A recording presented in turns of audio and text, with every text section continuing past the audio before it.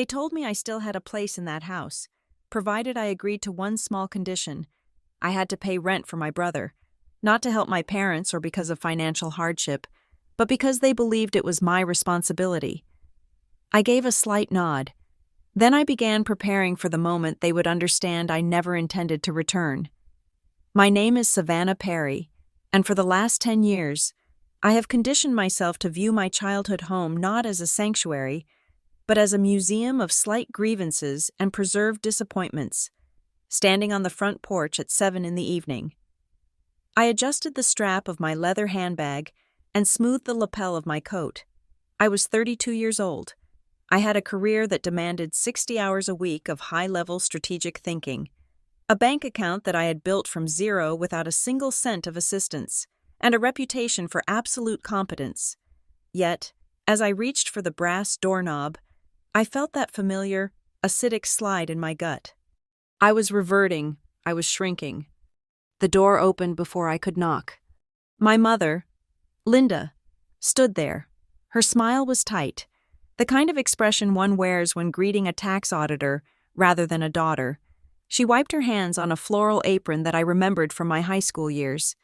It was faded now, the colors washed out, much like the warmth in this house. "Come in, Savannah," she said, stepping aside. "We were just waiting for you to start the roast." I stepped into the foyer. The smell of overcooked beef and lemon furniture polish hit me instantly.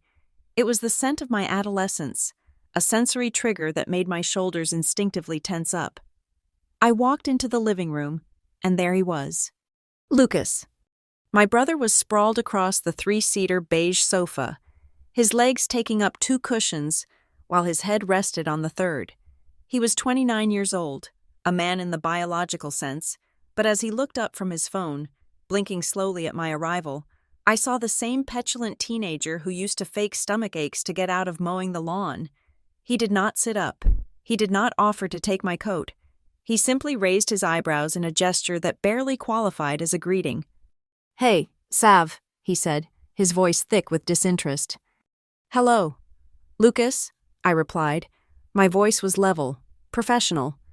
My father, Robert, emerged from the kitchen carrying a bottle of red wine. He looked older than the last time I had seen him, his hairline receding further back, but his eyes held that same anxious, protective glint whenever they landed on Lucas. He gave me a quick, one-armed hug, the kind that ensures no actual intimacy occurs, and gestured toward the dining room. "Let us eat," he said. "We have a lot to discuss." This dinner had been billed as a healing meal. That was the phrase my mother had used over the phone 2 days ago. Healing. It implied that there was a wound we all acknowledged, a shared injury that needed tending. But as I sat down at the mahogany table, unfolding the stiff linen napkin across my lap, I realized the only wound here was the one they were about to inflict. The conversation started with the usual safe topics: the weather in the Pacific Northwest, the price of gasoline. My father asked about my car, not because he cared about my safety, but because he wanted to know if I was still driving the luxury sedan I had bought last year. When I confirmed I was, Lucas let out a short, scoffing noise, stabbing a potato with his fork. "Must be nice," Lucas muttered. "Some of us are just trying to survive out here." I looked at him. He was wearing a hooded sweatshirt at the dinner table. His plate was piled high with food my mother had spent 3 hours preparing. He lived in this house for free. He used their utilities, ate their food, and drove my father's secondary truck. The definition of survival seemed to have been rewritten since I last checked a dictionary. "Lucas is going through a transition period," my mother said quickly, her hand fluttering out to touch Lucas's arm soothingly. "The job market is incredibly hostile right now. It is not his fault. He needs time to find a role that respects his creativity." I took a sip of wine. It was cheap and bitter. I said nothing. I had learned a long time ago that silence was the only shield that worked in this room. If I spoke, I was attacking him. If I stayed silent, I was judging him. But silence required less energy. The meal progressed, and the air grew heavier. I could feel the agenda pressing against the edges of the conversation. Finally, after the plates were cleared and my mother brought out a store-bought apple pie. My father cleared his throat. "Savannah," he began, clasping his hands on the table. "We know your lease is coming up in the city. You mentioned a few weeks ago that the landlord is raising the rent by 20%. I nodded slowly. I had mentioned it in passing. A mere data point in a brief phone call. I did not realize they had filed it away for strategic use. "I am considering my options," I said. "I might buy a place, or find a short-term rental while I look." "Well," my mother interrupted, leaning forward. Her eyes were wide, pleading, but there was a hardness behind them. "We have a proposition. We want you to move back here." I paused, the fork halfway to my mouth. Move back here? To the suburbs? To the house where my achievements were tolerated and my brother's failures were celebrated? "The guest suite is empty," she continued, speaking faster now. "It has its own bathroom. It is private. You would have your space, and it would be good for the family, to be whole again." I looked at Lucas. He was picking at the crust of his pie, looking bored. He knew. They had discussed this without me. "I am listening," I said. My father took over. "Of course, we cannot treat you like a guest forever. You are an adult. If you move back, there would be financial expectations." That was reasonable. I nodded. "I would expect to pay rent," I said. "I would not want to be a burden." "Exactly," my father said, looking relieved. "But the arrangement would be slightly different. We do not need your money. Savannah, the house is paid off. Our pension covers our bills." "Then what is the arrangement?" I asked. My mother took a deep breath. "We want you to pay rent, but we want you to pay it to Lucas." The room went completely still. The grandfather clock in the hallway ticked loudly, marking the seconds of my silence. 1, 2, 3. I looked at my mother, then I looked at my father. Finally, I looked at Lucas, who was now smirking slightly, refusing to meet my eyes. "I do not understand," I said. My voice did not shake. It was perfectly calm. "It is simple," my father said, his tone shifting to that lecture voice he used when I was 12. "Lucas is struggling with his self-worth. He feels dependent. It is affecting his mental health. We want him to have an income, a stream of revenue that feels like his own. If you pay him rent for the room, say $1,500 a month, he can manage his own finances.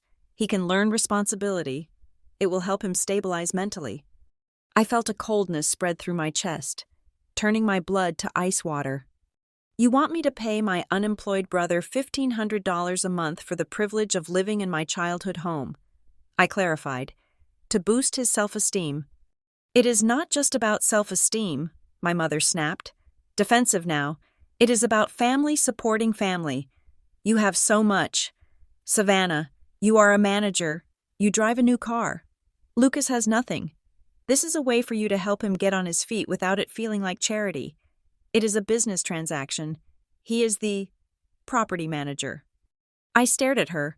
The absurdity of it was almost beautiful in its architecture. They had constructed a reality where I was not a daughter returning home, but a resource to be harvested. I was a tenant, and my brother, the man who had never held a job for more than 6 months, was to be my landlord. They were not asking me to come home because they missed me.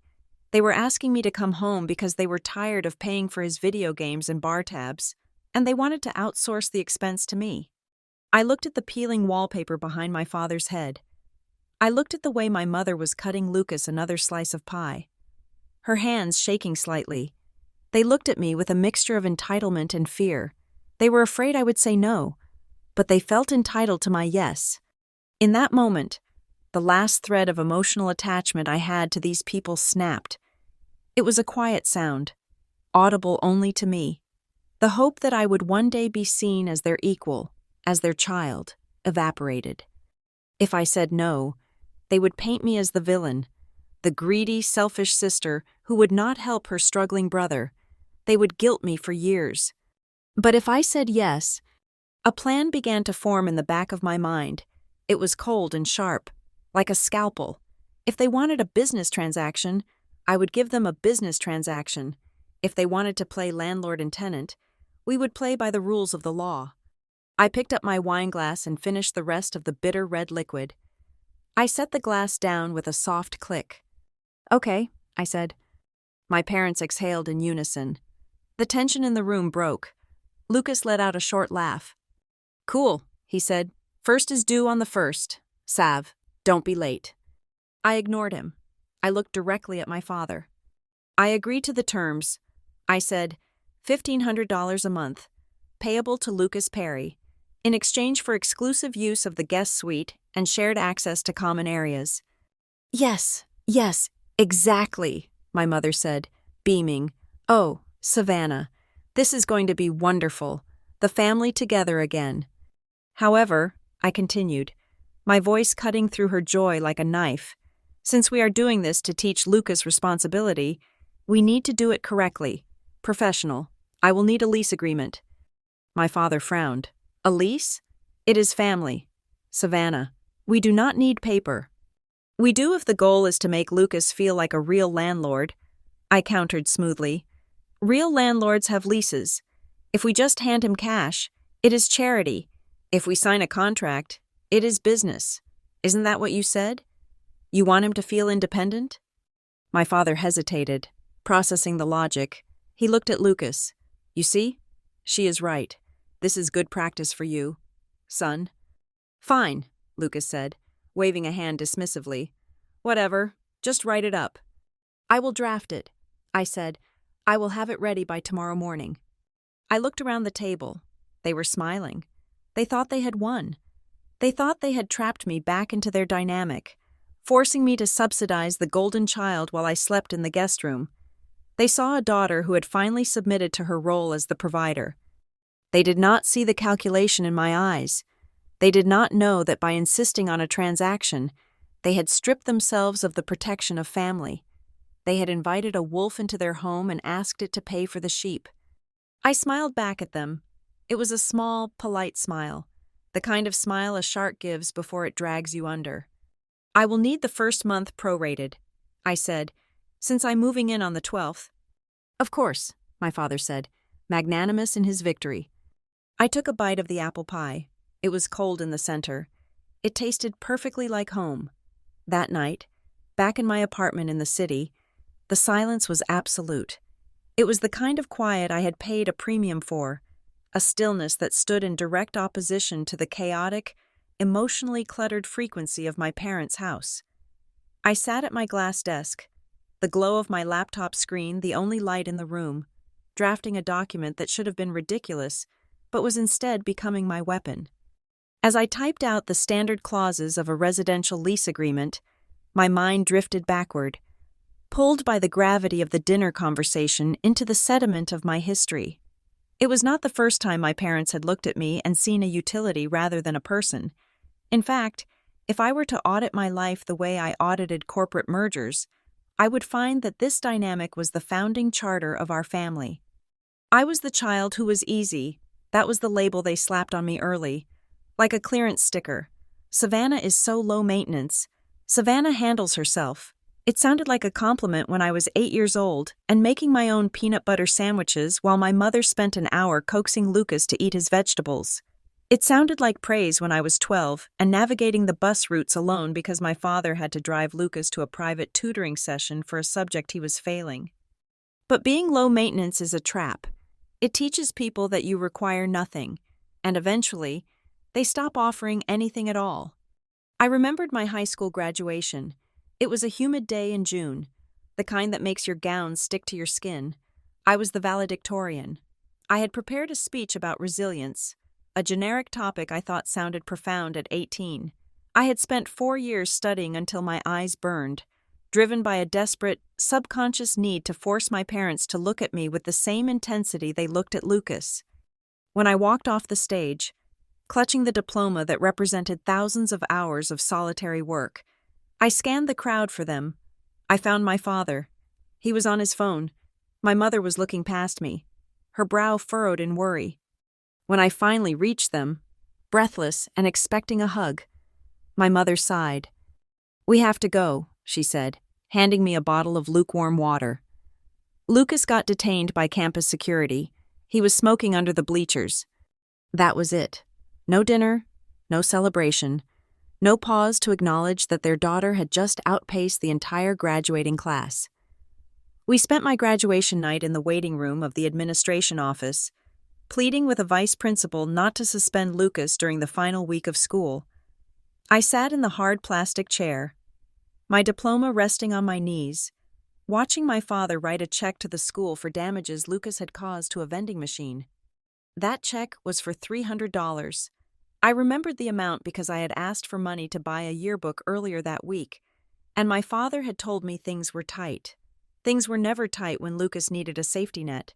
They were only tight when I needed a spotlight. The inequity was not just emotional, it was mathematical. I stopped typing and looked out the window at the city skyline.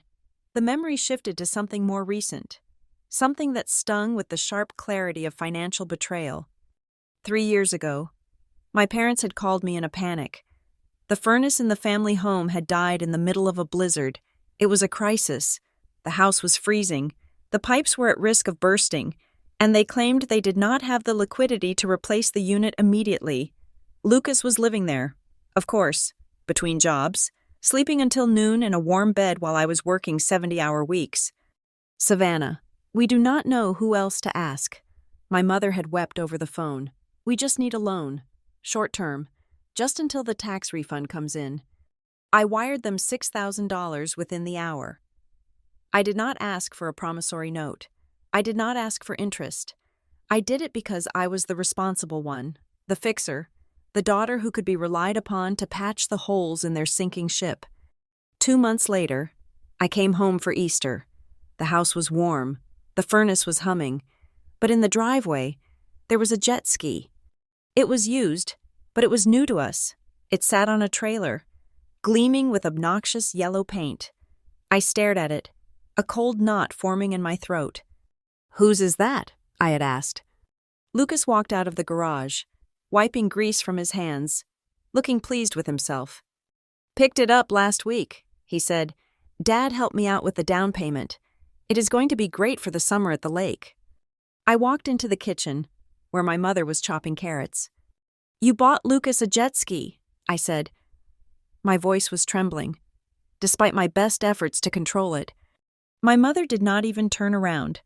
"Oh, it was a steal. Savannah, and the boy has been so depressed lately. He needs a hobby.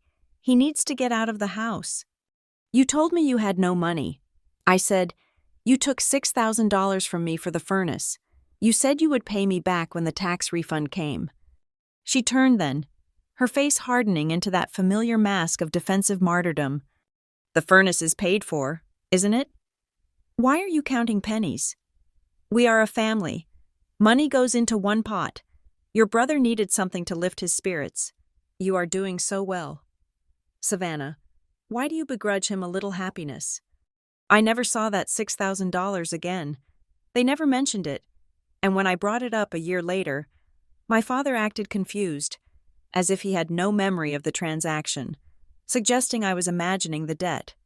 That was the day I stopped arguing. For years, I had fought them, I had screamed, I had cried, I had written long, emotional letters trying to explain how their favoritism was carving me out from the inside. I had tried to use logic, I had tried to use guilt. None of it worked. Every time I expressed pain, they twisted it into selfishness. If I pointed out Lucas's failures, I was being cruel. If I pointed out my own sacrifices, I was being arrogant. So I learned the most powerful lesson of my adult life. You cannot negotiate with people who do not inhabit the same reality as you. I stopped crying. I stopped expecting. I became a camera. I started observing them with the detached curiosity of a scientist studying a particularly dysfunctional species of primate. I watched how my mother would edit stories to make Lucas the hero or the victim, never the villain. I watched how my father would rewrite his own financial history to justify enabling his son. I watched how Lucas absorbed their resources like a sponge, expanding to fill whatever space they cleared for him, never developing a spine because he was supported by an exoskeleton of their denial. I became quiet when they praised Lucas for doing the bare minimum, like washing a single dish or waking up before 10 in the morning. I did not roll my eyes. I simply nodded. When they asked me for favors, I started saying no, not with anger, but with vague excuses about work or liquidity. But they did not notice the change. That was the tragedy of it. They thought my silence was agreement. They thought my lack of fighting meant I had finally accepted the natural order of things. Savannah gives, Lucas takes, and the parents applaud the transaction. They mistook my withdrawal for submission. Tonight, typing this lease, I realized they were making the same mistake again. They thought I was moving back in because I craved their approval. They thought I agreed to pay rent to my brother because I wanted to help him stabilize. They thought I was the same Savannah who wrote the check for the furnace. They did not know that the Savannah who returned to that house was not a daughter. She was an auditor. I looked down at the document on my screen. I had reached the section regarding termination of tenancy. My fingers hovered over the keys. I needed to make sure this contract was ironclad, not just for me, but for the lesson that was coming. I thought about Lucas's smirk at the dinner table. First is due on the first. Sav. He thought he was the landlord. He thought he held the power because our parents had handed him the title of authority, like a participation trophy. But power is not given. Power is leverage. And for the first time in my life, I was going to be the one holding the lever. I finished the draft. It was 5 pages long, dense, legalistic, and utterly devoid of emotion. It specified payment methods. It specified quiet hours. It specified the division of liability. But the most important part was not what was in this document. It was what was in the other documents I had begun to unearth earlier that afternoon. After the dinner, I had not just gone home to sulk. I had gone home and logged into the county clerk's public records database. I had looked up the deed to the house. I had looked up the status of the family trust my grandfather had set up 30 years ago, the one my father always bragged about but never explained. I had found something interesting, a date, a deadline. My parents were operating on an assumption that their ownership of that house was absolute and eternal. They were operating on the assumption that the trust was a bottomless well that would protect them, and Lucas, forever. They were wrong. I saved the lease as a PDF file. I printed 2 copies. The sound of the printer whirring in the quiet apartment was satisfying. It sounded like machinery gearing up for war. I stood up and walked to the window, pressing my hand against the cold glass. Below me, the city traffic moved in a river of red and white lights. I had built a life out here, a life where effort equaled reward, a life where actions had consequences. I was going back to a world where those rules did not apply, but I was not going back to play their game. I was bringing the rules with me. I would pay the rent. I would pay every single penny of the $1,500. I would be the perfect tenant. I would be the perfect sister. I would let them get comfortable. I would let Lucas spend the money. I would let my parents bask in the glow of their reunited family. And while they were comfortable, while they were distracted by the influx of my cash and the presence of their obedient daughter, I would be watching, I would be documenting. And when the time was right, when the deadline I found in the public records arrived, I would show them exactly what happens when you treat a person like a bank account for 30 years. You eventually overdraw. I turned off the lights in my apartment. The darkness felt different tonight. It did not feel lonely. It felt tactical. I went to my bedroom and pulled a suitcase from the closet. I began to pack, not like someone moving home, but like someone packing for a long, cold expedition. I folded my suits. I packed my files. I packed the silence I had cultivated for a decade. Tomorrow, I would return to 74 Oak Creek Lane. I would hand Lucas the lease. I would look him in the eye, and I would sign my name. And the clock would start ticking. The Saturday morning sun was filtering through the kitchen blinds, illuminating dust motes that danced in the stagnant air of the house. I sat at the head of the oak dining table, a space usually reserved for my father, with 2 pristine copies of the lease agreement laid out before me. I had used a high-weight bond paper, the kind that felt heavy and expensive in the hand. It was a subtle psychological tactic. I wanted the physical weight of the document to suggest authority, even if my family treated it like a napkin. When Lucas shuffled into the kitchen at 11 in the morning, scratching his stomach through a faded t-shirt, He looked at the papers with a grimace. "Do we really have to do this?" he asked, reaching for the coffee pot my mother had left on the warmer. "It feels so corporate. I thought we were just doing a family thing." My mother, who was wiping down the counters with a rag that smelled of bleach, chimed in without turning around. "Just sign it. Lucas, humor your sister. You know how she is. Savannah loves her paperwork." I did not flinch at the description. I uncapped a fountain pen, a Mont Blanc I had bought myself after my first promotion, and set it on top of the document. "It is for your protection as much as mine. Lucas," I said, my voice even, "if I am paying you $1,500 a month, you are effectively a business owner. This contract establishes your revenue stream." Lucas snorted, amused by the idea of himself as a tycoon. He sat down, took a sip of black coffee, and pulled the document toward him. I watched his eyes. They did not scan the text. They did not linger on the clauses regarding liability, termination, or the specific definition of premises. He flipped directly to the last page, looking for the signature line. "You are not going to read it?" I asked. He shrugged. "It says you pay me rent. I let you live here. What else is there to know? It is not like you are going to sue me. Savannah, we are blood." He scrawled his signature. It was messy. A childish loop of letters that looked like they were trying to run away from the line. My father walked in just as Lucas pushed the paper back toward me. "All done?" my father asked, clapping Lucas on the shoulder. "Good. Now we can stop talking about money and just be a family." I took the document and signed my name next to Lucas's. My signature was precise, sharp, and illegible to the untrained eye. "There is one more thing," I said, capping the pen. "The lease references the property deed and the underlying ownership structure for insurance purposes. Since I am technically a tenant now, my renter's insurance requires me to list the owner of record accurately." My father frowned. "The owner is us. Savannah, Mom, and me." "Actually," I said, keeping my tone conversational, "I believe the title is held in the Perry Family Trust. You transferred it 10 years ago for tax benefits, remember?" He blinked, the memory slowly surfacing through the fog of his daily complacency. "Oh, right, the trust. Grandpa set that up, and we modified it when you kids were in college." "I need a copy of the trust agreement," I said, "just to verify the entity name for the insurance policy. I cannot file the paperwork without it." My mother laughed, a high, brittle sound. "Oh, Savannah, you are so dramatic. Can't you just put our names?" "I cannot," I lied smoothly. "It would be fraud." My father sighed, clearly annoyed by the administrative burden I was placing on his Saturday. He walked to the hallway closet where they kept a fireproof safe.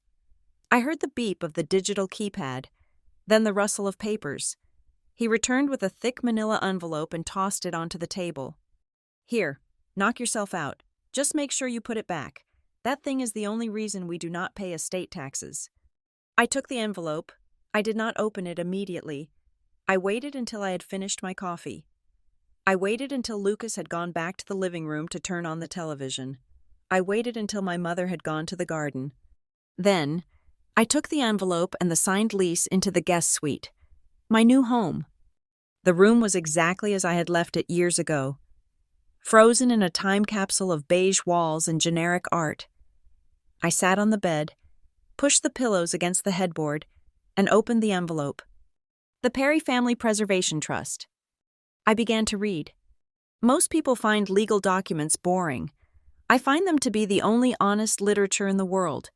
People lie, but contracts do not.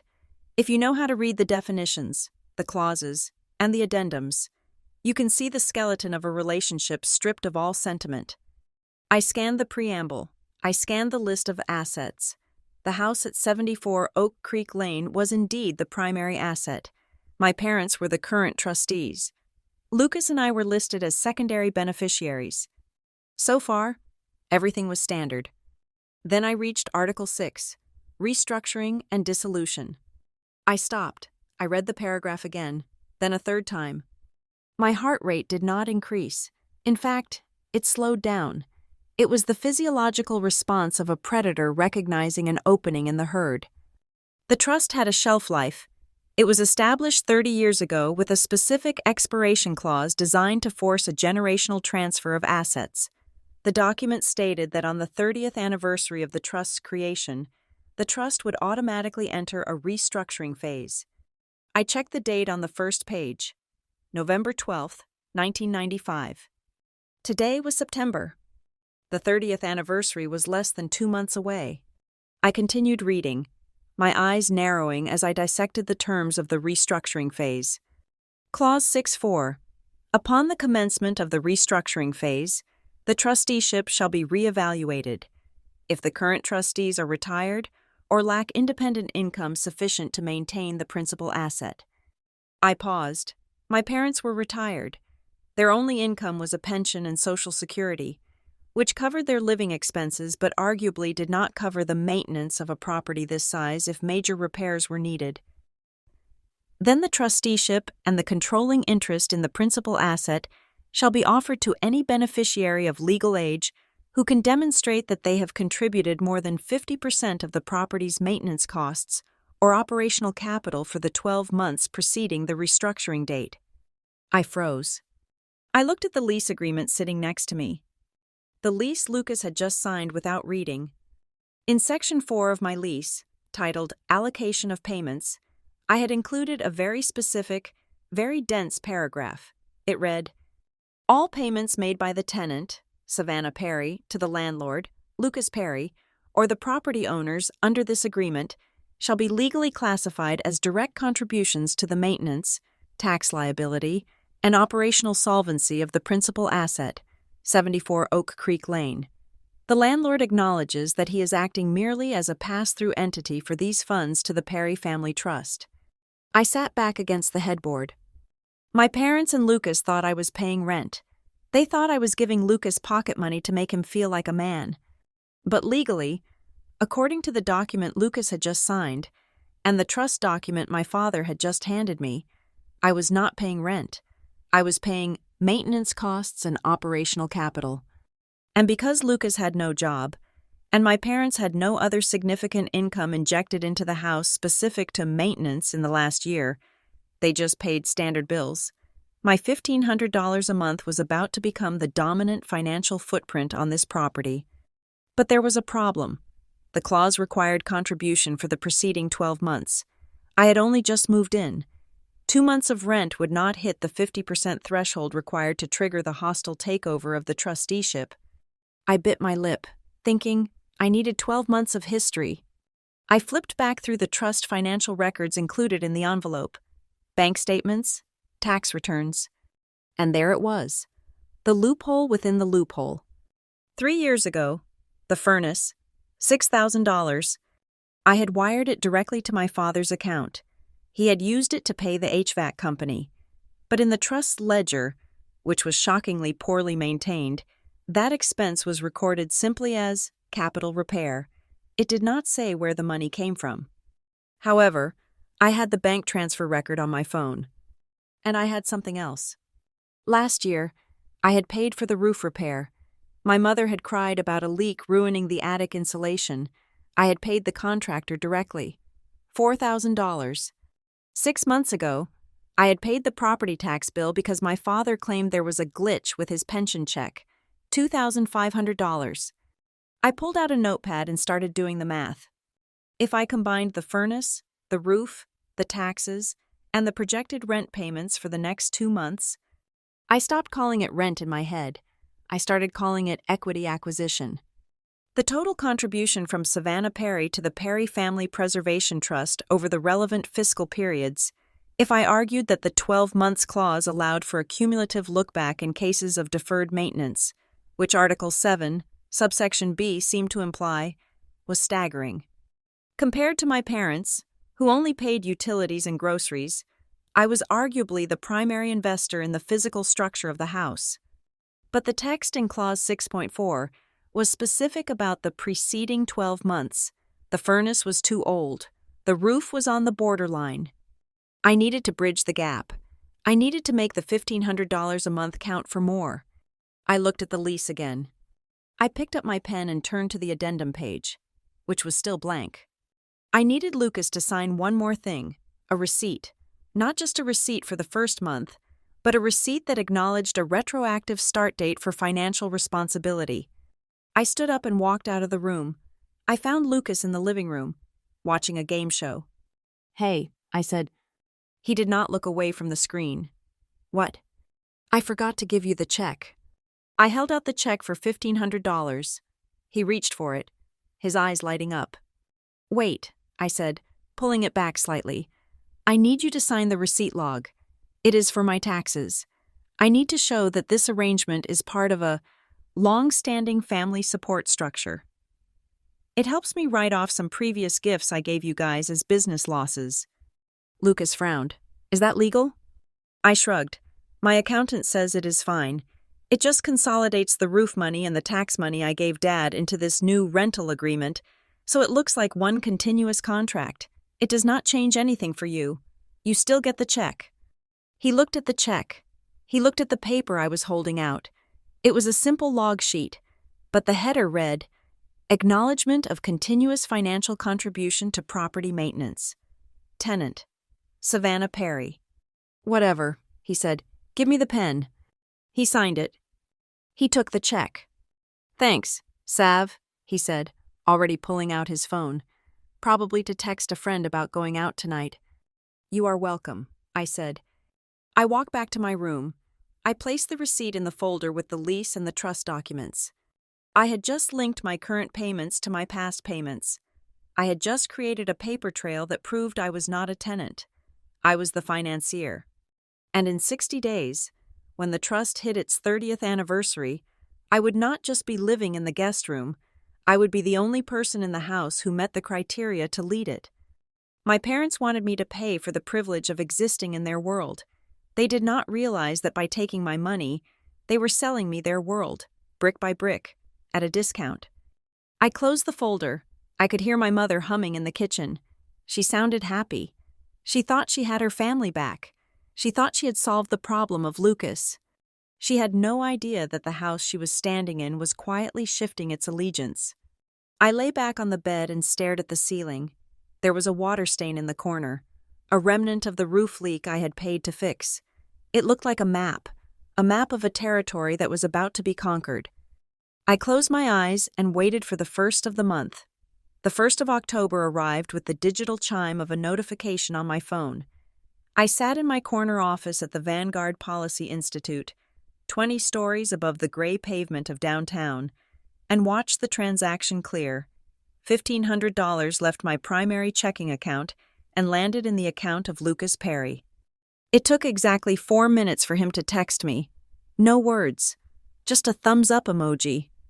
For the next 3 months, this became the rhythm of my life, a silent, electronic heartbeat that pumped resources from my labor into the veins of my brother's lethargy.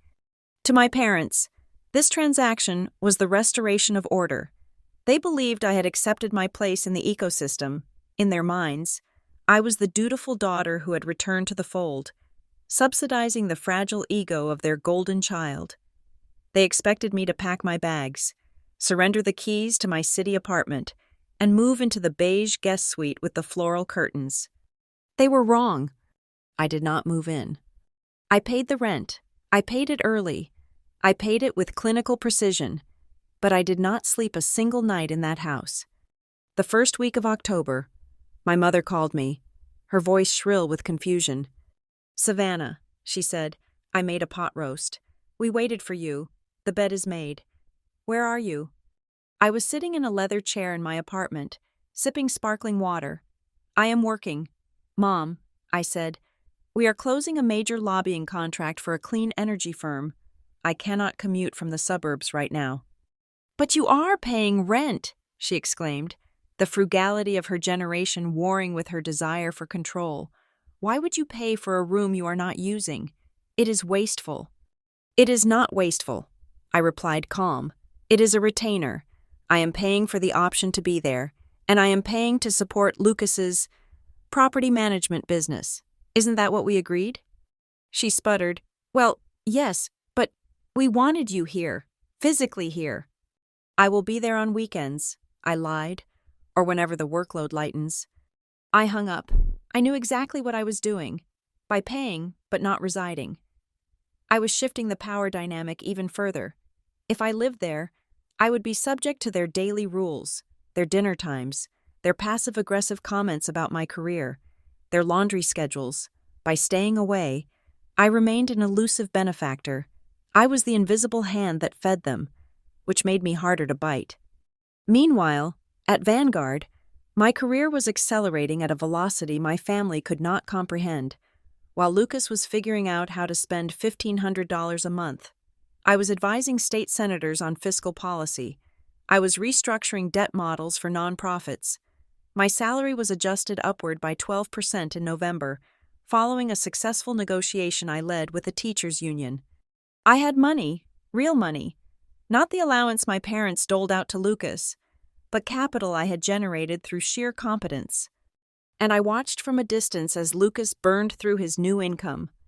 Because I was not living there, I relied on social media and brief, obligatory Sunday visits to track the decay. It was fascinating, in a morbid way. In October, Lucas bought a high-end gaming console and a 70-inch television for his bedroom. He posted a photo of it on Instagram with the caption, "Finally treating myself. Hard work pays off." I stared at the screen. Hard work. He had signed a piece of paper I wrote and waited for a direct deposit. In November, he bought a purebred French bulldog puppy. It cost nearly $3,000. He named it Crypto. When I visited for Thanksgiving, the dog had already chewed the leg of the antique coffee table my mother loved. "He is just a puppy," my mother said, cooing at the creature as it urinated on the rug. "Lucas is so good with him. It is teaching him nurturing skills." I looked at Lucas. He was wearing a designer hoodie that I knew retailed for $400. He looked well-fed, rested, and utterly unburdened by the weight of existence. "Nice hoodie," I said. He grinned, petting the dog. "Yeah, needed to upgrade the wardrobe. Gotta look the part, right?" "The part of what?" I wanted to ask. "The part of a parasite?" But I said nothing. I simply nodded and went to the kitchen to help my father carve the turkey. My father was in high spirits. The financial pressure on him had eased.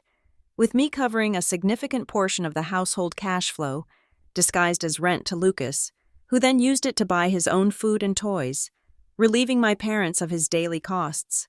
My father had started playing golf again. "You know, Savannah," he said, slicing the breast meat, "I was worried about you moving back. Thought you might be disruptive. But this arrangement? It is working out beautifully. Lucas seems so much more confident." "He is certainly spending with confidence," I noted dryly. My father frowned, the knife pausing. "He is young. He is enjoying the fruits of his labor. You should be happy for him. You have so much. Savannah, let him have his moment." His labor? The phrase echoed in my head like a bad joke. I went back to the city that night, skipping dessert. I told them I had a briefing in the morning. The truth was, I had a meeting, but it wasn't with a client. On the first Tuesday of December, I walked into the office of Marcus Thorne. Marcus was not a family lawyer in the traditional sense. He did not mediate divorces or draft simple wills.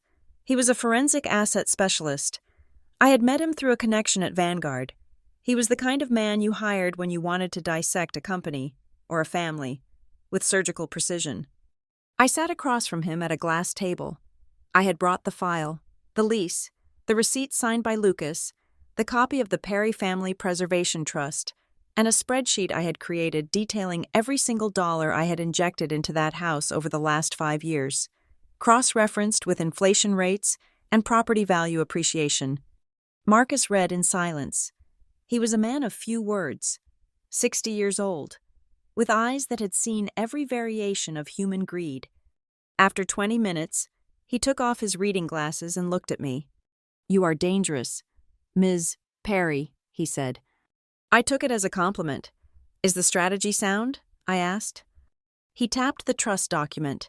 Clause 6.4 is standard for trusts written in the 90s. It was designed to prevent lazy heirs from squandering the principal. Your grandfather wanted to ensure that whoever took over the house actually cared about maintaining it. And my contributions? I asked. He nodded slowly. By routing the payments through a lease agreement that explicitly defines the funds as maintenance capital and having the current beneficiary, your brother, sign an acknowledgement of that definition. You have effectively bypassed the gift tax argument. You are not giving him money. You are injecting capital into the trust's asset via a designated agent. He flipped to the spreadsheet. And these historical payments? The furnace? The roof? I have bank records for all of them. I said, and the receipt Lucas signed retroactively links them to the current lease structure. Marcus smiled. It was a thin, razor-sharp smile. Technically, he said, you are the only person in that family who has legally documented a vested interest in the preservation of the asset. Your parents are merely occupants living off the corpus. Your brother is a pass-through entity. So, I pressed, when the restructuring date hits in January. Marcus leaned back. When the date hits, the trust dissolves its current leadership structure. It looks for a qualified successor. Your parents will assume it defaults to them or Lucas. But you will file a motion for declaratory judgment. You will present this evidence. You will argue that under Clause 6.4, you are the only beneficiary who meets the solvency and contribution threshold. Will I win? I asked. Marcus closed the folder. In a court of law? It would be a battle, but these trusts rarely go to court. They are settled in arbitration, and with this paperwork, you will not just win, you will eviscerate them. You will own the house, the land, and the timeline of their eviction. He slid the folder back to me. But I have to warn you. Savannah, this is the nuclear option. Once you pull this trigger, there is no going back to Sunday dinners. I thought about the French bulldog pissing on the rug. I thought about the jet ski. I thought about the $1,500 leaving my account every month while my brother bought $400 hoodies, and my mother told me I was wasteful for not sleeping in a room I paid for. I am not looking for Sunday dinners. Marcus, I said, standing up and smoothing my skirt, I am looking for a closing statement. I paid Marcus his retainer. It was expensive, but unlike the money I gave my brother, this was an investment with a guaranteed return. December moved forward. The snow began to fall in the city, turning the streets into slush. The holiday season was approaching, and the pressure from my family to come home intensified. Lucas texted me a list of Christmas gifts he wanted. It included a new drone and a vintage leather jacket. He sent the links with a note. Since you are making bank at that fancy job. I bought the drone, I wrapped it, I put it under the tree in my apartment. I continued to pay the rent. But the dynamic was shifting. Lucas was getting sloppy. The initial rush of having money had worn off, and now he felt entitled to more. 2 days before Christmas, I received a call from my father. Savannah, he said, his voice tight. We have a bit of a situation. What is it? I asked. Lucas, well, he had a little accident with the truck. Is he hurt? I asked, the instinctual sisterly concern flaring up for a microsecond before dying down. No, he is fine. But the other car, it was a Mercedes, and Lucas's insurance. Well, he missed a few payments. It lapsed. I closed my eyes. Of course it did. He needs to settle this out of pocket. Savannah, the driver is threatening to sue. We need about $4,000. Immediately. I looked at the calendar. It was December 23rd.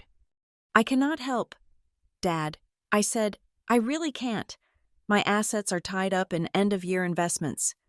There was a silence on the other end. A stunned, angry silence. Savannah, this is your brother. He could lose his license. He could get sued. You have the money. We know you do. I have expenses too. I said, I am paying $1,500 a month for a room I do not live in. That is $18,000 a year. Dad, that is a lot of money. That is rent, he shouted. That is your obligation. This is an emergency. The entitlement in his voice was so pure, so unadulterated. It was almost impressive. He truly believed that my money was a reserve fund for Lucas's mistakes. I am sorry. I said, I cannot do it. Lucas will have to figure it out. Maybe he can sell the drone I bought him. Oh wait, I haven't given it to him yet. Maybe he can sell the French bulldog. Savannah, my father barked. I have to go. Dad, I have a meeting. I hung up. My hands were shaking, not from fear, but from adrenaline. This was it. This was the fracture. They would scramble. They would drain their own savings to pay for the accident. They would resent me. They would hate me. And in doing so, they would deplete the very last of their liquid cash reserves right before the trust restructuring date in January.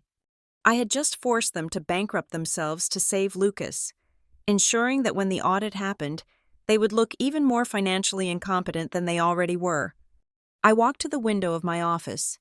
The city lights were blurring in the snow. Merry Christmas. Lucas, I whispered to the glass. I checked my phone. Another rent payment was due in 8 days, the final payment before the deadline. I would pay it. I would pay it with a smile. Because I wasn't just paying for a room anymore, I was paying for the demolition. The new year did not bring a fresh start. It brought an evolution of entitlement that was fascinating in its grotesque purity. By mid-January, the $1,500 I transferred to Lucas on the first of the month had ceased to be viewed as a transaction between a tenant and a landlord. In the warped economy of the Perry household, it had mutated into a tribute. It was the tax I paid for the sin of being successful while my brother was finding himself. Lucas had stopped saying thank you. In fact, he had stopped acknowledging the transfer altogether. Instead, he began to audit me. On the 8th of January, I received a text message from him. It was a screenshot of a news article about inflation rates rising by 4%. Cost of living is up, he wrote. We need to talk about a rent adjustment. I stared at the phone. He was not asking for a job. He was not asking for advice. He was asking to renegotiate the terms of his parasitism because the price of the video games and imported beer he purchased had marginally increased. I did not reply. 3 hours later, my mother called. She did not ask how I was.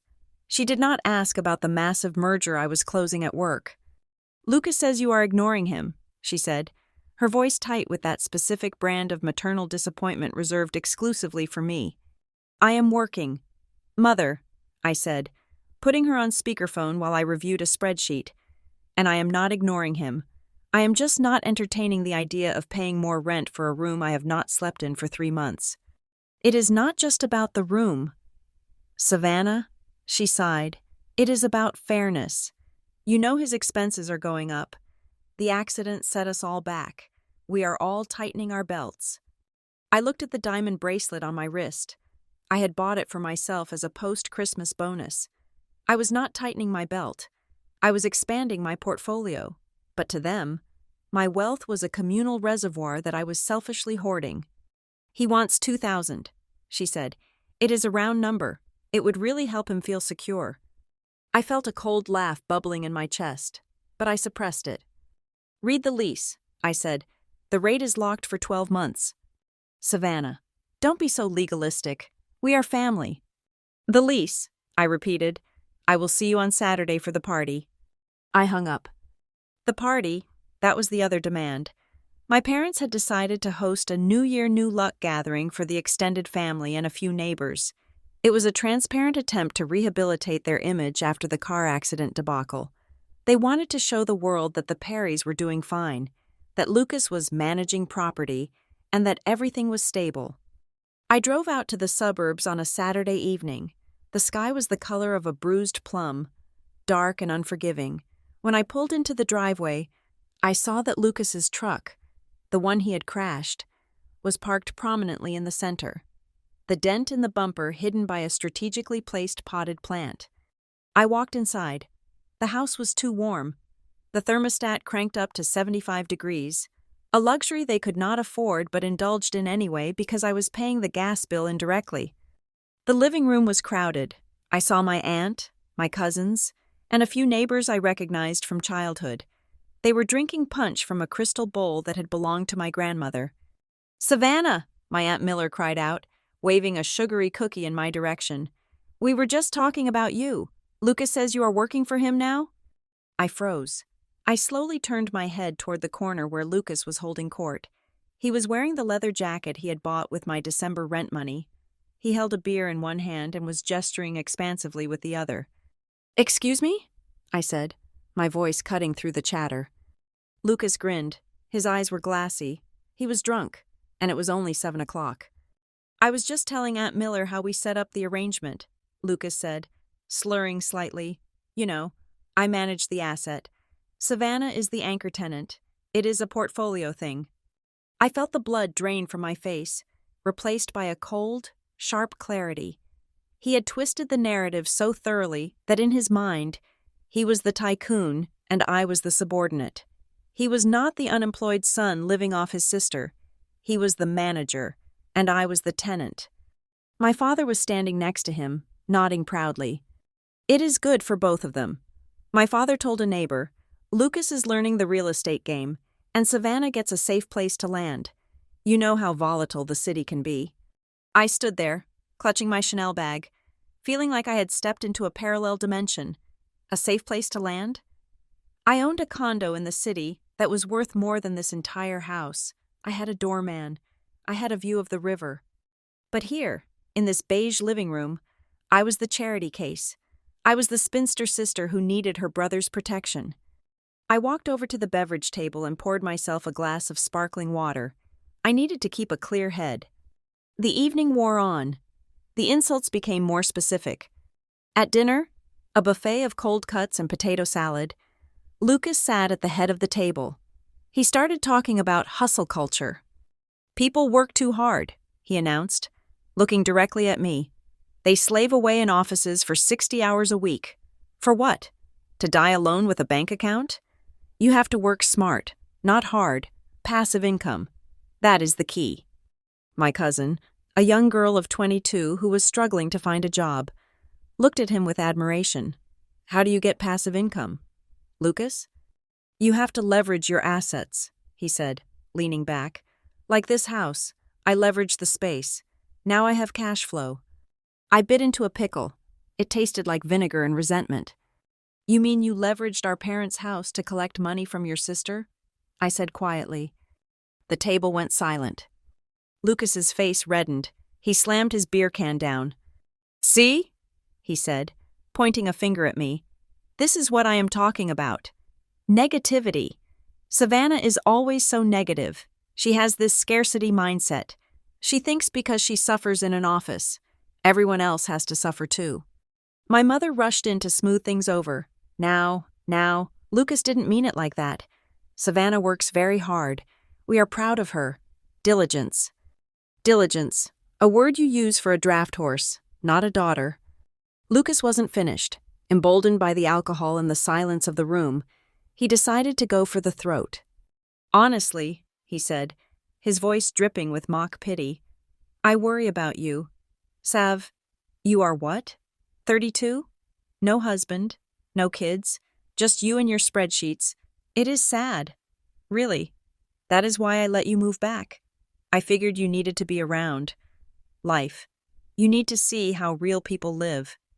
He looked around the table, inviting laughter. "You are basically my charity case," he said, chuckling. "I am charging you rent, but honestly, I should charge you a therapy fee." A few people laughed. My father chuckled, a low, nervous sound. "He is just teasing." "Savannah," my father said, "don't be so sensitive." I looked at them. I looked at the faces of my family. They were not uncomfortable. They were amused. They accepted this reality. To them, Lucas was the protagonist of the universe, and I was merely a supporting character, a wallet with legs, a sad, lonely woman who should be grateful for the scraps of attention her brother threw her way. Lucas took another swig of beer. "Anyway," he said, "speaking of rent, since I'm doing you such a favor, keeping your room open and all, I think we should round it up to 2,000. Call it a convenience fee." He looked at me, challenging me. He expected me to argue. He expected me to cry. He expected me to cause a scene so he could call me hysterical and play the victim. But I did not feel hysterical. I felt finished. The last tether that held me to the idea of family snapped. It did not snap with a bang. It snapped with the quiet precision of a wire cutter. I looked at Lucas. I looked at the grease stain on his shirt.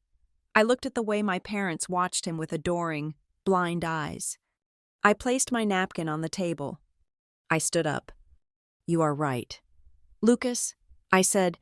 My voice was soft, conversational. "You are absolutely right. I have been looking at this all wrong." He blinked, surprised by my capitulation. "Yeah?" he said. "Yes," I continued. "I have been treating this like a family arrangement. But you are a businessman. You are managing an asset, and I should respect that." I picked up my purse. "I will take your proposal under advisement," I said. My mother looked relieved. "Oh, good. I knew you would understand. Savannah, have some cake." "No, thank you," I said. "I have to get back to my sad, empty life." I walked to the door. No one stopped me. No one walked me out. They were already turning back to Lucas, eager to hear more of his wisdom on passive income. I stepped out into the cold night air. The wind was biting, but it felt clean. I walked to my car. I sat in the driver's seat and locked the doors. I did not cry. I pulled out my phone. I opened the calendar app. January 12th. The 30th anniversary of the Perry Family Preservation Trust was in 4 days. Lucas wanted $2,000. He wanted to be a landlord. He wanted to talk about leverage. Fine. I started the engine. The headlights cut through the darkness, illuminating the house one last time. It looked small. It looked fragile. I was done playing the tenant. I drove away, leaving the house behind me in the dark. The next time I walked through those doors, I would not be asking for permission to enter. I would not be carrying a checkbook. I would be carrying an eviction notice. I reached for the Bluetooth dialer on my dashboard and called Marcus, my lawyer. It was 9 o'clock on a Saturday, but he answered on the second ring. "Thorne," he said. "It is Savannah," I said. My voice was steady, hard as a diamond. "Go ahead," he said. "File the motion," I said. "Execute the clause. I want the papers served on Monday morning." There was a pause on the other end. Then I heard the smile in his voice. "Understood. Happy hunting. Ms. Perry." I disconnected the call. I merged onto the highway, speeding toward the city lights that glittered on the horizon. Lucas thought I was his charity case. He thought he had won. He had no idea that he had just insulted the new owner of his house. Monday morning arrived with the sterile clarity of a spreadsheet. I sat at my desk at the Vanguard Policy Institute, the city skyline gray and imposing behind me, and prepared to execute the first tactical maneuver of the endgame. The party on Saturday had been the emotional breaking point, but today was about administrative procedure. I opened my laptop and drafted a new email to my brother and my parents. I did not use the subject line, eviction. I used the subject line, update regarding rental payment processing. I kept the tone deliberately dry, the kind of corporate bureaucratic language that I knew made my brother's eyes glaze over and my father's brain shut down. "Dear landlord," I wrote, "please be advised that effective immediately, all rental payments for the occupancy of the guest suite at 74 Oak Creek Lane will be processed through a third-party escrow service. This change is required by my accounting team to ensure compliance with Tax Code Section 409 regarding business expense deductions. You will receive a secure link to claim your funds. The amount remains unchanged." I hit send. Then I waited. I knew exactly how this would play out. If I had walked into the living room and told them I was seizing control of the family finances, there would have been a screaming match. My mother would have cried. My father would have shouted about respect. Lucas would have thrown a tantrum. But by sending an email full of jargon like escrow and tax compliance, I was speaking a language they found boring. Boredom is the greatest camouflage for a coup. 10 minutes later, my phone buzzed. It was a text from Lucas. "Whatever," it read. "Does this mean I get the money today or not?" I typed back, "Yes, just click the link I sent you. It will transfer to your bank account as usual. It is just a different routing number on the back end." "Cool," he replied. He did not ask what escrow meant. He did not ask why the routing number had changed. He did not notice that the link I sent him was generated by a legal software platform used for managing trust assets, not a standard banking app. He clicked the button. He accepted the transfer of $1,500. And in doing so, he digitally countersigned a transaction record that categorized the payment not as rent, but as trust maintenance disbursement. I sat back in my chair and took a sip of black coffee. The trap was not just set. It had been sprung. They just did not hear the snap yet. At noon, I called Marcus Thorne. "It is done," I said. "The January payment has cleared through the escrow account. The paper trail is unbroken." "Excellent," Marcus said. His voice was gravelly and satisfied. "We are filing the notice of restructuring with the county clerk this afternoon."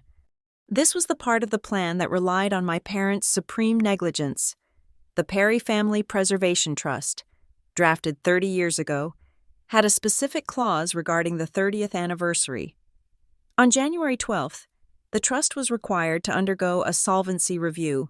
The current trustees, my parents, were supposed to submit a report detailing the financial health of the asset. If they failed to submit the report, the trust automatically entered a probationary period where any qualified beneficiary could petition for leadership. My parents had the trust documents in a safe. They had the dates, but I knew, with absolute certainty, that they had forgotten, to them, the trust was just a dusty folder that saved them from paying taxes. They did not understand that it was a living legal entity with a metabolism, and it was hungry for a manager. 2 days later, on Wednesday, the mail would arrive at 74 Oak Creek Lane. It would contain a standard notification from the county clerk's office. It would look like junk mail. It would look like a zoning notice or a solicitation for deed insurance. It would say, "Notice of Trustee Reevaluation Period." I knew my father. He would pick up the mail. He would look at the envelope. He would see clerk's office and assume it was about the property tax assessment or a voting precinct change. He would toss it on the pile of papers on the kitchen counter, the pile that sat next to the toaster, and grew taller every month until my mother threw it all in the recycling bin. Wednesday came and went. I checked my phone constantly, waiting for an angry call, waiting for my father to demand why the county was asking about the trust.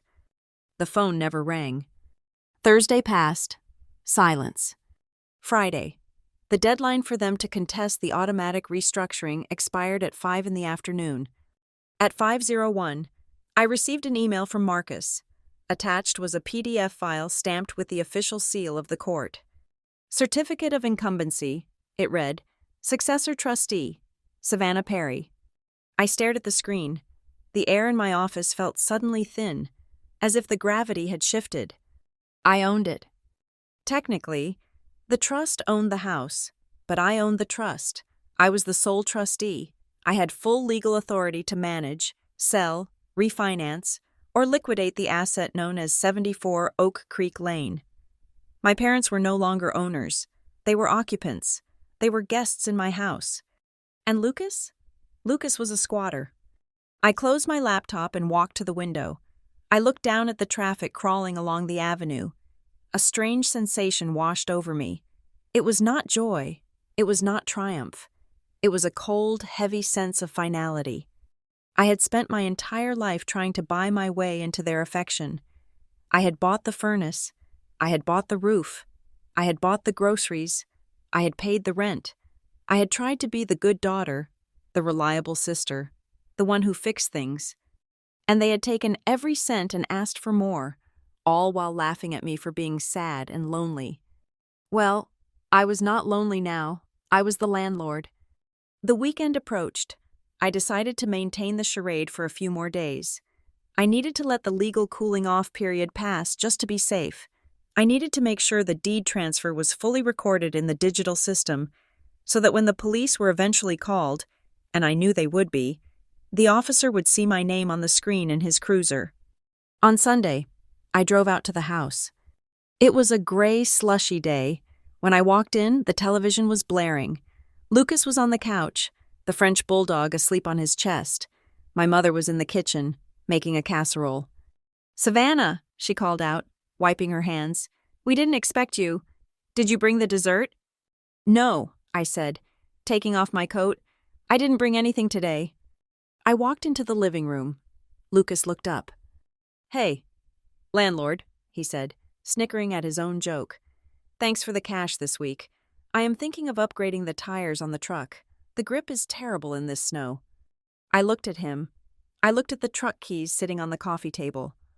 That sounds like an expensive upgrade, I said. Yeah, well, gotta spend money to make money, right? That is what you corporate types say. He turned his attention back to the video game he was playing. I sat in the armchair opposite him. I crossed my legs. I watched him kill a digital zombie on the screen. You know, Lucas, I said quietly, I was looking at the trust documents the other day. He didn't look away from the TV, boring. It is actually quite interesting. I continued. Did you know that the house is not technically Mom and Dad's?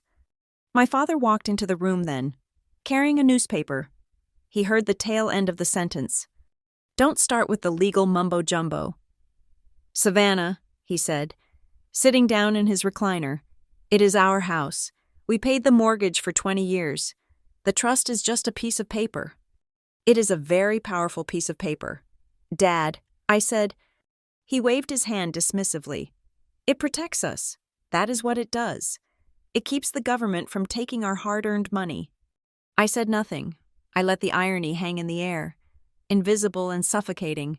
The trust was indeed protecting the asset. It was protecting it from them. I stayed for dinner. I ate the casserole. I listened to my mother talk about her garden club.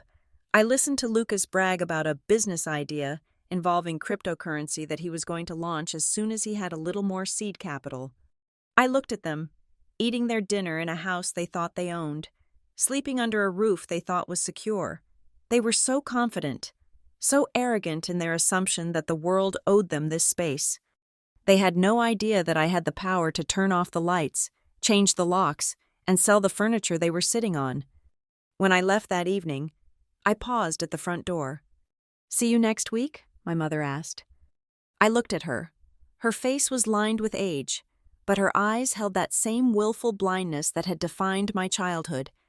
Yes, I said, I will see you next week. We have a lot to discuss. I walked to my car. As I backed out of the driveway, I saw the mailbox. The little red flag was down. The notice from the county clerk was gone, likely buried in the trash, unread and unheeded.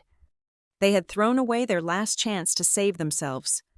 I drove back to the city, the silence of the car wrapping around me like a suit of armor. The countdown had begun. I gave them 1 week to enjoy their ignorance. Next Sunday, I would not be bringing dessert. I would be bringing the eviction crew. The call came on a Tuesday afternoon, shattering the quiet hum of my office. It was my father. He never called during business hours unless someone had died or someone was suing him. Given the tactical nuclear weapon I had detonated via the Postal Service 2 days prior, I assumed it was the latter. Savannah, he shouted the moment I picked up. You need to come home, now. I kept my voice calm, staring at the spreadsheet on my monitor. I was in the middle of a variance analysis for a client in the healthcare sector. The numbers were soothing. My father's panic was not. What is it, Dad? I asked. I am working. There is a man here, he sputtered. A process server. He just handed your mother a stack of papers thick enough to choke a horse. He says we are being audited? No, not audited. Restructured. He says the house isn't ours anymore. I paused, counting to 3. 1, 2, 3. Read the header of the document. Dad, I said, it says Notice of Fiduciary Takeover and Asset Stabilization, he read, stumbling over the words. And, God, Savannah, it says the new trustee is, it lists your name. There was a silence on the end of the line. It was the silence of a man looking at a cliff edge he hadn't realized he was standing on. I will be there in an hour, I said. I hung up. I did not rush. I saved my work. I shut down my computer. I put on my coat. I stopped at a coffee shop on the way and bought a latte. I wanted to arrive with a beverage in my hand. It was a subtle psychological prop. It signaled that this was a casual Tuesday for me, while it was the apocalypse for them. When I pulled into the driveway of 74 Oak Creek Lane, the atmosphere was frantic. The front door was wide open, letting the winter draft suck the heat out of the hallway. I walked in to find my mother sitting at the kitchen table, weeping into a paper towel. Lucas was pacing the living room, his face flushed with a mixture of confusion and rage. My father was standing over the table, rifling through the documents the server had dropped off, looking for a loophole that didn't exist. "Savannah," my mother cried when she saw me. "Thank God. Tell them it is a mistake. Tell them you didn't do this." I walked to the table and set my latte down on a coaster. I did not sit. I preferred to stand. It gave me the height advantage. "It is not a mistake, Mother," I said. My father looked up, his eyes bloodshot. You did this? You stole our house?" "I didn't steal anything," I corrected him gently. "I enforced the rules. The rules you agreed to 30 years ago and the rules Lucas agreed to 4 months ago." Lucas stomped into the kitchen. He pointed a shaking finger at me. "What rules? I didn't agree to lose my house. I signed a lease that said you pay me rent. That is the deal. You owe me for February. By the way, it is the 4th and I haven't seen a dime." I looked at him. He looked so small. The bravado of the property manager was gone, replaced by the petulance of a child whose allowance had been cut. "Actually, Lucas," I said, "you might want to read that lease again. Specifically, the clause regarding the identity of the landlord." He frowned. "I am the landlord." "No," I said, "you were the agent. The lease was between the tenant, me, and the trust. You were just the pass-through entity for the funds. But as of Friday at 5 o'clock, the trust has a new trustee." I tapped the legal document on the table. "Me." My father slammed his hand on the table. "This is insanity. You can't just take over a trust because you feel like it. I am the trustee. I have been the trustee since your grandfather died." "You were the trustee," I said, "until you failed to file the solvency report required by Article 6, and until you failed to demonstrate financial contribution to the asset's maintenance for the last fiscal year." I pulled a folder from my bag. It contained the copies of the checks I had written, the furnace, the roof, the taxes, and the rent payments that I had legally reclassified as capital injections. "According to the bylaws of the Perry Family Preservation Trust," I said, my voice cool and detached, "if the current trustee fails to maintain the asset, and another beneficiary contributes more than 50% of the operating capital, the leadership automatically transfers to the solvent party." I looked at my father. "You paid for the electricity and the cable TV. Dad, I paid for the structure you are standing in. The math is not on your side." My mother stopped crying and looked at me with a horror I had never seen before. It wasn't the horror of loss. It was the horror of recognition. She was realizing, for the first time, that the quiet, obedient daughter she had ignored for decades was actually a shark.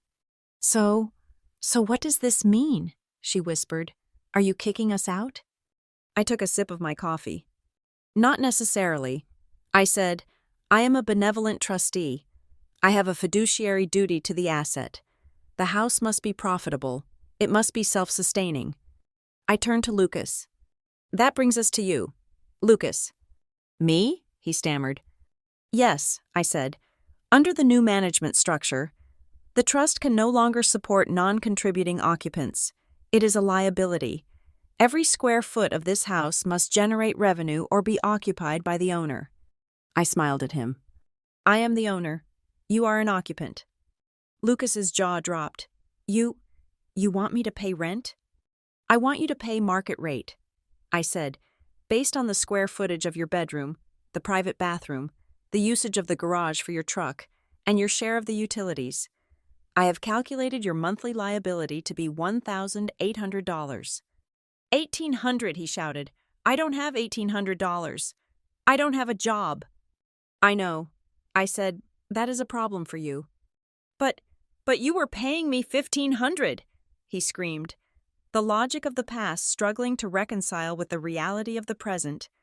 "I was investing capital," I corrected, "and now that I control the asset, I am stopping that investment. I am not paying you anymore. Lucas, the gravy train has derailed. My father stepped forward, his face purple. You cannot do this. Savannah, he is your brother. We are your parents. You cannot charge your brother rent to live in his own home. It is not his home, I said, my voice hardening. It is an asset managed by a trust, and if he cannot pay, he is a squatter. And us? My father asked, his voice shaking. Are you going to charge us too? I looked at my parents. They looked old. Sudden, incredibly old. You are the previous trustees. I said, you have a life estate clause that allows you to remain in the master bedroom. I cannot evict you, nor would I want to. You can stay. They exhaled, a collective sigh of relief. However, I continued, the trust will no longer cover your discretionary expenses. The cable bill? That is on you. The internet? On you. The groceries? On you. And the insurance for the cars? On you. But, my mother started, we used the trust money for those things. And that is why you lost the trust. I said, that is embezzlement. Mother, I am cleaning up the books. I walked over to the fridge and opened it. It was full of food I had indirectly paid for. I took out a bottle of water. The timeline is simple, I said, closing the fridge door. Lucas has 30 days to sign a new lease with me and provide the first month's rent, plus a security deposit. If he cannot, he has to vacate the premises. 30 days, Lucas yelled. That is impossible. I can't find a job in 30 days. You have had 10 years to find a job. Lucas, I said, I am giving you 4 weeks. That seems generous. I checked my watch. I have to get back to the city. I said, I have a dinner reservation. I started to walk toward the door. Savannah, my father called out. He sounded broken. Why are you doing this? We are family. I stopped. I turned around. I looked at the three of them, the triumvirate that had ruled my life with guilt and neglect for as long as I could remember. I am doing exactly what you asked. I said, you told me I could move back if I paid rent for my brother. You told me it was a business transaction. You told me it would teach him responsibility. I gestured to Lucas, who was slumped against the counter, looking like a man who had just been told Santa Claus was actually a foreclosure agent. Class is in session, I said. I walked out the door. As I walked down the driveway, I heard the door slam shut behind me. I heard shouting. I heard the crash of something breaking. Maybe a plate. Maybe the crystal punch bowl. I got into my car and locked the doors. I sat there for a moment, watching the house. It looked exactly the same as it always had. The beige siding, the neatly trimmed bushes, the harmless suburban facade. But inside, the hierarchy had been decapitated. I pulled out my phone and sent a text to Marcus. They have been notified. I wrote, prepare the eviction notice for 31 days from today, just in case. He replied instantly, drafting it now. I put the car in reverse. I didn't feel happy. Happiness is a warm, fuzzy emotion. I felt something colder, sharper, and infinitely more satisfying. I felt balanced. The scales had been tipped against me since birth. Today, for the first time, they were level, and all it cost me was $1,500 a month and the death of my hope that they would ever love me for free. The deadline was a physical presence in the house, hanging over the furniture like a heavy, suffocating drape. It was day 23 of the 30-day notice. I had returned to the property not to negotiate, but to inspect the premises for potential damages before the eviction date became absolute. My parents had summoned me. They called it a family meeting. I called it a deposition. I sat in the armchair that my father used to claim as his throne. He was now sitting on the sofa, hunched over, his hands clasped between his knees. My mother sat beside him, her eyes red-rimmed. Lucas stood by the fireplace, his back to us, vibrating with a tension that threatened to snap. We need to resolve this. Savannah. My father began. His voice was hoarse. He sounded like a man who had spent the last 3 weeks arguing with a ghost. We cannot have your brother living on the street. He will not be on the street, I said, crossing my legs. He has a truck, and he has friends. Surely one of the many people he has bought rounds of drinks for over the years has a couch. My mother made a small, wounded sound. "Savannah, please," she said. "We are sorry." I looked at her. I waited. "We are sorry if we made you feel unappreciated," she continued. "We never meant to make you feel like we were using you. We were just trying to help everyone.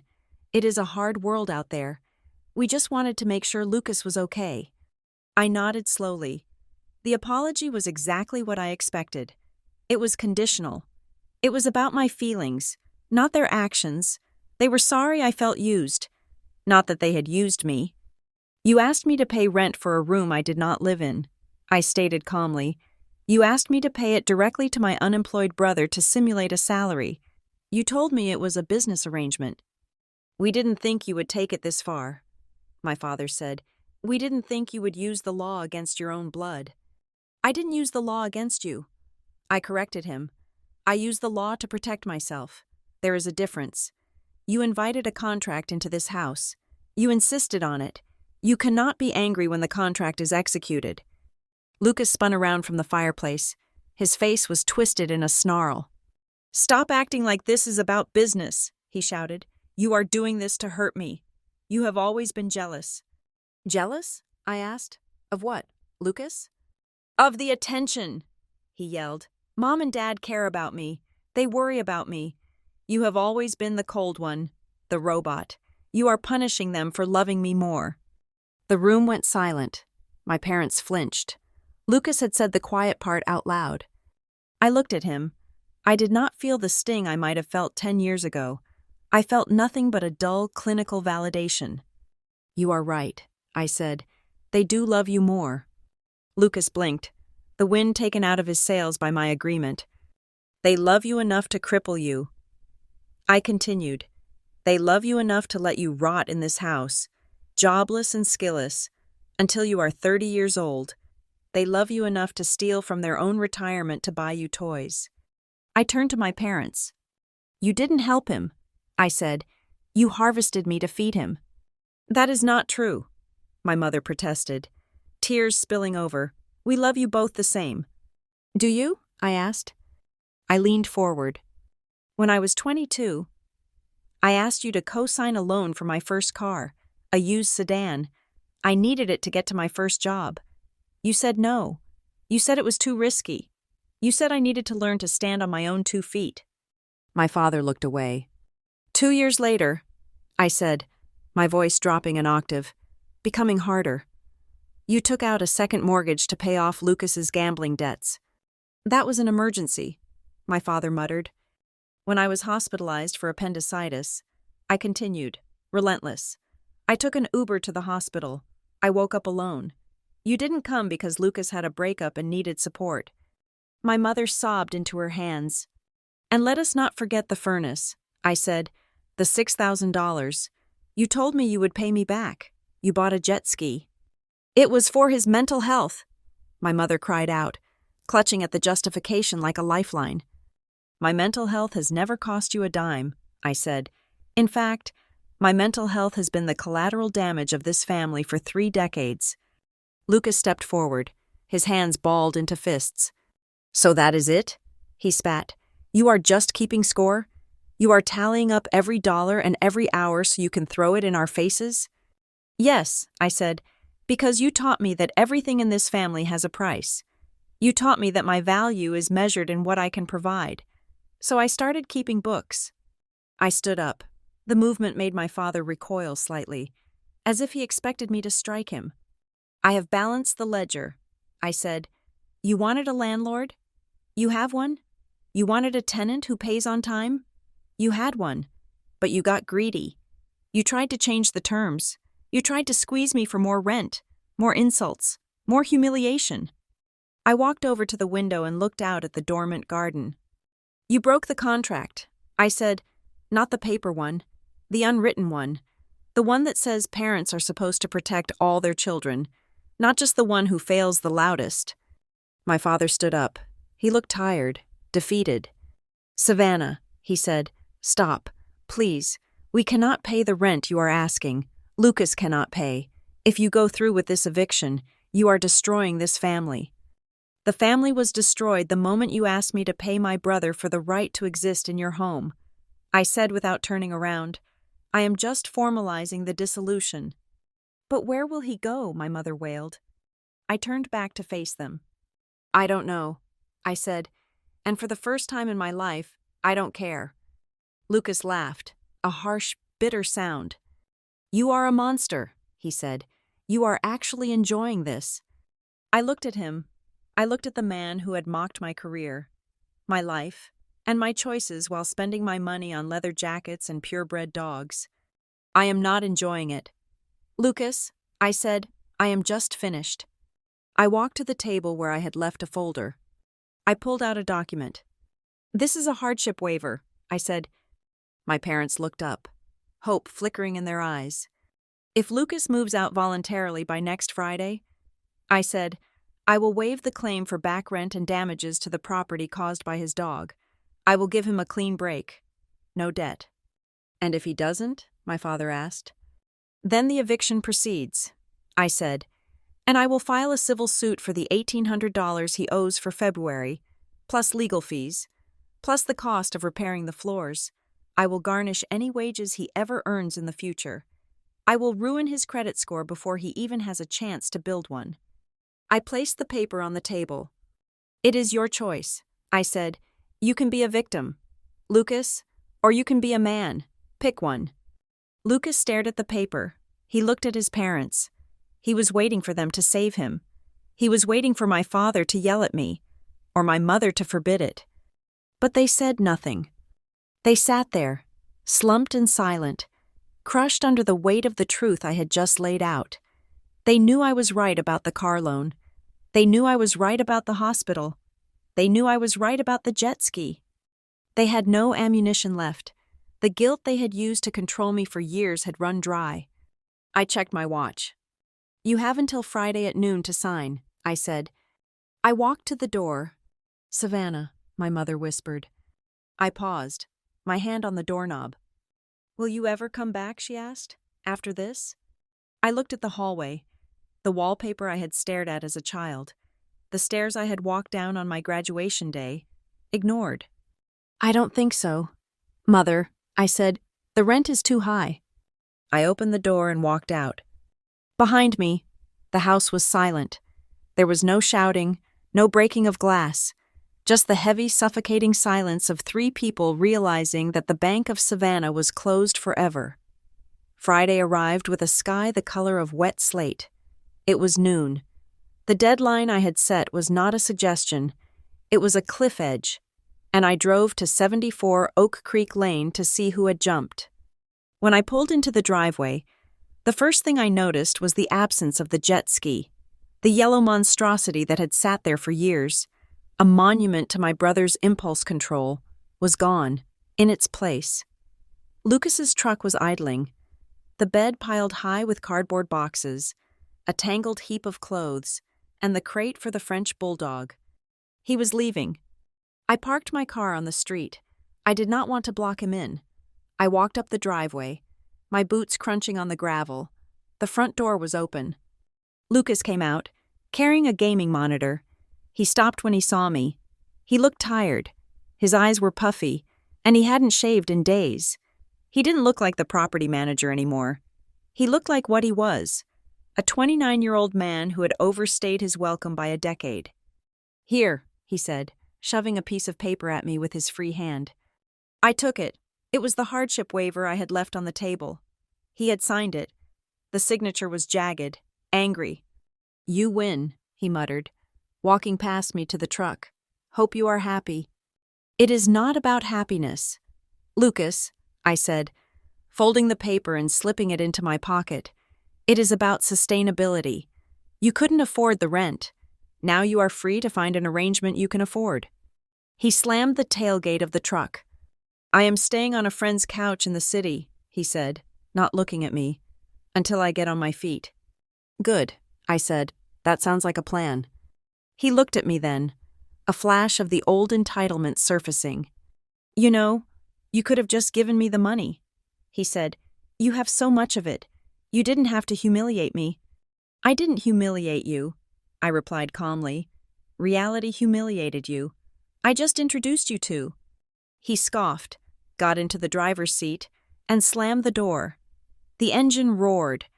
It needed a new muffler, another expense he would have to figure out on his own, and he backed out of the driveway. He didn't wave. He didn't look back. He just drove away, taking his noise and his chaos with him. I watched him go. I felt a strange lightness in my chest. It wasn't triumph. It was the feeling of putting down a heavy backpack after hiking for 20 miles. I turned and walked into the house. My parents were in the living room. The television was off. The house was quiet in a way I had never experienced. It felt hollowed out. My mother was sitting on the sofa, staring at the blank screen. My father was standing by the window, watching the empty spot where the truck had been. He is gone, my father said softly. Yes, I said. I walked to the dining table and opened my briefcase. I had more papers. Not legal threats this time, just administrative transfers. I need you both to sit down, I said. They obeyed. They moved like sleepwalkers, drained of the energy to fight. I laid out 3 documents. First, I said, pointing to the document on the left, this is the transfer of utility responsibility. For the last 10 years, the electricity, gas, and water have been auto-drafted from the trust account. As of today, I have canceled those auto-drafts. My father looked at the paper. So, we have to pay the electric bill. You live here, I said. You use the lights. Yes, you have to pay for them. I have set up the accounts in your names. You just need to call the company and provide your payment method. I moved to the second document. This is the cable and internet, I said. I have canceled the service effective tomorrow. Canceled? My mother asked, her voice trembling. But how will we watch the news? You can open a new account in your own name, I said, or you can use an antenna. The trust does not require high-speed fiber optic internet to maintain the structural integrity of the house. That was a luxury expense for Lucas. And finally, I said, tapping the third document, the credit cards. My father paled. I audited the trust's credit card statements. I said, the grocery bills, the gas station charges, the dinners out. I have closed the card. Savannah, my father whispered, how are we supposed to eat? You have a pension. Dad, I said, you have Social Security. I ran the numbers. Between the two of you, you bring in $4,000 a month. Without Lucas draining the account, and without the mortgage, which is paid off, you have more than enough to buy groceries and pay the heat. But we are used to, my mother started, then stopped. You are used to living beyond your means because you were cannibalizing the home's equity. I finished for her. That stops today. I sat back. I am not kicking you out. I reminded them. You have a life estate. You can live here until you die. I will pay the property taxes. I will pay for the home insurance. I will pay for major structural repairs. If the roof leaks, I will fix it. If the foundation cracks, I will fix it. I paused. But if the light bulb burns out, you buy the new bulb. If the fridge breaks, you buy a new fridge. If you want to watch cable, you pay the bill. We are separating the church of the asset from the state of your lifestyle. My father looked at the papers. He looked at me. He looked older than he had 10 minutes ago. He realized that the magic wallet had snapped shut. And the money you gave us? He asked quietly. The rent you paid Lucas? The furnace money? Are you going to sue us for that too? I looked at him. I thought about the tens of thousands of dollars I had poured into this black hole of a family. I thought about the hours of work I had traded for their comfort. No, I said. They looked surprised. I am writing it off, I explained. In business, there is a concept called sunk cost. Money that is spent and cannot be recovered. You don't throw good money after bad trying to get it back. You just accept the loss and close the account. I stood up and closed my briefcase. Consider it a severance package. I said, I am not asking for a refund. I am not asking for an apology. I am just stopping the bleeding. I picked up my coat. I am removing myself as your emergency contact at the doctor's office. I added, I have notified the clinic. You should put Lucas down, or perhaps a neighbor. But you are our daughter, my mother said, tears welling up again. And I am the trustee. I said, I will fulfill my legal duties to the house, but my duties to you as a bank, as a therapist, and as a safety net are concluded. I walked to the front door. The house smelled the same, lemon polish and old dust. But it didn't trigger that tightness in my stomach anymore. It just smelled like a building I owned. Savannah, my father called out as I opened the door. I turned. When will we see you? He asked. I thought about it. I honestly thought about it. I will come by once a quarter, I said, to inspect the property. I will send you an email to schedule the walkthrough. Once a quarter? My mother gasped. Like an inspection? Exactly like an inspection, I said. I stepped out onto the porch. The cold air hit my face, bracing and clean. I did not slam the door. I closed it gently until I heard the latch click. It was a solid, mechanical sound, the sound of a vault locking. I walked to my car. I got in. I placed my briefcase on the passenger seat. I took out my phone. I opened my banking app. I deleted the recurring transfer to Lucas Perry. I deleted the transfer link to my father. I deleted the saved contact for the family group chat. I sat there for a moment, watching the house. I waited for the guilt to come. I waited for the crushing sense of abandonment that I had been trained to feel whenever I said no to them. But it didn't come. Instead, I looked at the dashboard clock. It was 1 o'clock.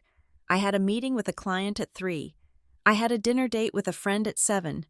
I had a life that was entirely my own, paid for by my own labor, inhabited by people who respected me. My parents were inside, safe, warm, and solvent. Lucas was on his way to a reality check. I had not destroyed them. I had simply removed the cushion that was suffocating them. I started the car. I put it in drive. I didn't look in the rearview mirror as I pulled away. There was nothing behind me that I needed. The house was just an asset now, and I was finally, completely, solvent. It took exactly 8 months for the reality of the utility bills to crush my parents. I had calculated it would take 6, so I gave them credit for stretching their pension checks 2 months longer than the actuarial tables suggested. But by November, the heating costs for a 4-bedroom colonial house built in the 80s became a mathematical impossibility for 2 people on a fixed income. I received the notification from the power company because, as the property owner of record, I was alerted when the service was scheduled for disconnection due to non-payment. I did not bail them out. I did not write a check. Instead, I triggered the liquidation clause. Under the terms of the trust, if the occupants of the life estate could not maintain the habitability standards of the property, which included keeping the heat on to prevent pipes from bursting, the trustee had the authority to sell the asset to preserve the principal capital. I drove to the house on a Tuesday morning. There was a for sale sign in the trunk of my car. When I walked in, the house was 60 degrees. My mother was wearing 2 sweaters. My father was sitting in the dark to save electricity. They looked at me not with anger, but with the exhausted resignation of people who had finally realized they were playing a game they did not understand. "We cannot do it, Savannah," my father admitted, his voice barely a whisper. "The gas bill was $400. We are eating soup for every meal." I sat down at the table. I opened my briefcase. "I know," I said. "That is why I have made arrangements." I laid out the plan. I had found them a 2-bedroom condominium in a senior living community 10 miles away. It was small, it was efficient, and most importantly, the monthly association fees, which covered all utilities, were low enough that the trust could pay them directly from the interest earned on the sale of this house. "You are selling it?" my mother asked, looking around the kitchen where she had cooked for 30 years. "I am converting a distressed asset into a stable investment," I corrected. "You will move to the condo. The trust will pay your housing costs. You will be warm, you will have food, but you will not have this house." They signed the papers. They did not argue. They were too cold to argue. The sale of 74 Oak Creek Lane closed 30 days later. The market was hot. I sold it for 20% over the asking price to a young couple who saw it as a fixer-upper. The day of the closing, Lucas found out. He had been living on a friend's couch, bouncing between temporary gigs and unemployment checks. He showed up at the title company's office just as we were walking out. He looked rough. He had lost weight, but the entitlement in his eyes was still burning bright. "I heard you sold it," he shouted, running across the parking lot. "I heard you got $800,000. My father shrank back. My mother looked down at her shoes. I stopped and waited for him to reach us. "The trust sold it," I said. "Whatever," Lucas yelled. "That is our money. That is the family inheritance. I want my cut. I need a place to live. I want my share now." I looked at him. I looked at the check in my hand, which was made out to the Perry Family Preservation Trust. "There is no share for you, Lucas," I said. He froze. "What?" "The trust exists to support the beneficiaries," I explained, my voice level and professional. "Right now, the primary beneficiaries are Mom and Dad. The proceeds from this sale are going into a conservative investment portfolio. The interest will pay for their condo and their medical bills." I stepped closer to him. "If there is anything left when they pass away," I continued, "then we can talk about a distribution. But given their life expectancy and the cost of health care, I estimate the fund will be depleted in about 15 years. I smiled, a cold, sharp smile. "You get nothing. Lucas, you spent your inheritance on jet skis and leather jackets while they were still alive. You cashed out early." He stood there, mouth open, processing the math. He realized then that the $1,500 a month I had paid him was not a salary. It was an advance, and he had blown it all. You planned this," he whispered. "I didn't plan for you to be a failure. Lucas," I said, "I just insured myself against it." I turned to my parents. They were looking at Lucas with a mixture of pity and shame. They finally saw him clearly. They saw a man who was demanding their safety net for his own pocket money. "Come on, Dad," I said. "I will drive you to the condo." We left Lucas standing in the parking lot. As I drove away, I saw him kick the tire of his truck. It was a futile, childish gesture. It changed nothing. My parents settled into the condo. It was beige. It was small. It was adequate. They were safe, but they were diminished. They had lost the prestige of the big house. They had lost the illusion of their successful family. They were just two elderly people living on a budget managed by their estranged daughter. And me? I did not move back to the suburbs. With the bonus from my job and the money I had saved by not paying rent for a brother who hated me, I bought a brownstone in the city. It was everything the family home was not. It had high ceilings. It had exposed brick. It had floor-to-ceiling windows that looked out over the skyline. I moved in on a Friday evening in December. It was snowing, just like it had been the night I decided to take over the trust. I stood in the center of my living room. There was no furniture yet, just a single bottle of expensive red wine and a crystal glass sitting on the floor. My phone buzzed. I looked at the screen. It was a text from my mother. "The condo is nice," she wrote, "but it is so small. We miss the garden," Lucas called. "He is asking if the trust can lend him $500 for rent. He is in trouble. Savannah, please." I looked at the message. I could feel the old reflex kicking in, the urge to fix it, the urge to send the money just to make the noise stop. But then I looked around my silent, empty, beautiful house. I looked at the deed on the counter, which had only one name on it, mine. I did not block the number. That would have been emotional. I simply swiped left and hit delete. I poured the wine. The liquid was dark and rich. They had told me I could come home only if I paid for my brother. They thought they were giving me an ultimatum. They thought they were trapping me in their web of obligation. They didn't realize that they were handing me the scissors. I walked to the front door of my brownstone. It was a heavy, solid oak door with a brass lock. I turned the deadbolt. It made a heavy, satisfying thud. The world was outside. The chaos was outside. The demands, the guilt, the family that saw me as a resource rather than a person, they were all outside. I was inside. I took a sip of the wine. It tasted like victory. It tasted like silence. I was alone, and for the first time in my life, I was whole. This is the end of the story. Thank you so much for listening to this story on Lila Revenge Stories. I would love to know where you are tuning in from today. Are you listening while driving to work, cooking dinner, or maybe relaxing before bed? Please leave a comment below and let me know your location and what you thought of Savannah's decision. If you enjoyed this story, please hit the like button, subscribe to the channel, and smash that hype button so we can share this story with more people who need a reminder that sometimes the best revenge is simply succeeding on your own terms.